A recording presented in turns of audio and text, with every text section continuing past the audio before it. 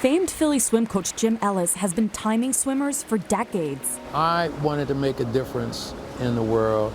Swimming is what I knew, what I love. Ellis founded PDR Swim Team in the 1970s at the Sayre Rec Center pool. His coaching achieved national fame. Black kids from Philly became elite swimmers, ranking in the top 10 in the country. An exhibit of pool segregation at Philadelphia Waterworks includes some of Ellis's history. When I started, it was 100% African American. His program, which is now at the Salvation Army Kroc Center in Nicetown, Tioga, is no longer all black. We have a lot of white folks here.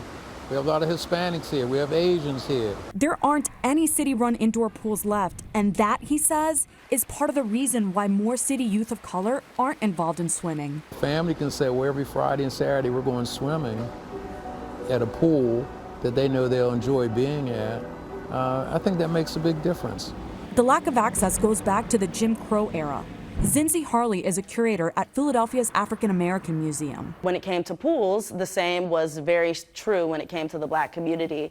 And a lot of those folks were not able to access pools in their neighborhoods, possibly due to the fact that they were predominantly white institutions that were frequented by white community members that didn't want them in those spaces.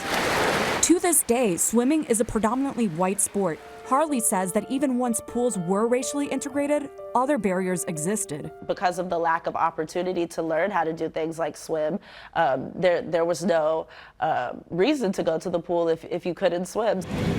Today, the city's Parks and Rec department manages 70 outdoor pools throughout the city and offers swim lessons at the pools that are open. Keyword, open. As of August 1st, 25 of those pools were closed. It was not a budget issue. It was purely staffing. The city was short 85 lifeguards and 90 pool attendants for this season. The commissioner says her department decides which pools to open and close based on geography and equity. Certainly paid attention to race, but most importantly, we paid attention to those communities where, again, there's a high heat vulnerability and a high crime level. Still, we showed the commissioner the map where the majority of pools are closed, which are predominantly black and brown communities. So if you look at this map, you'll see that the pool distribution is not equal throughout the city. She went on to say that North Philly has a larger concentration of pools and therefore more closures. Still, that leaves areas like 12th and Cambria and 21st and Cecil B. Moore without a pool. The closures have impacted communities all over the city, including Olney, where Gilbert Evans has lived for decades. The pool was always open. But Zeeler Pool has been shut down since the summer of 2020. He worries about the teens in the neighborhood. I think with the pool being open, it would keep a lot of them out of trouble.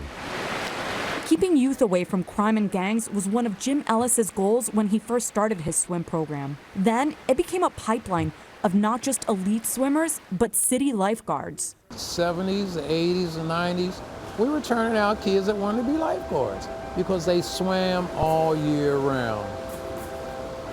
It became a way of life. Claudia Vargas, NBC 10 News.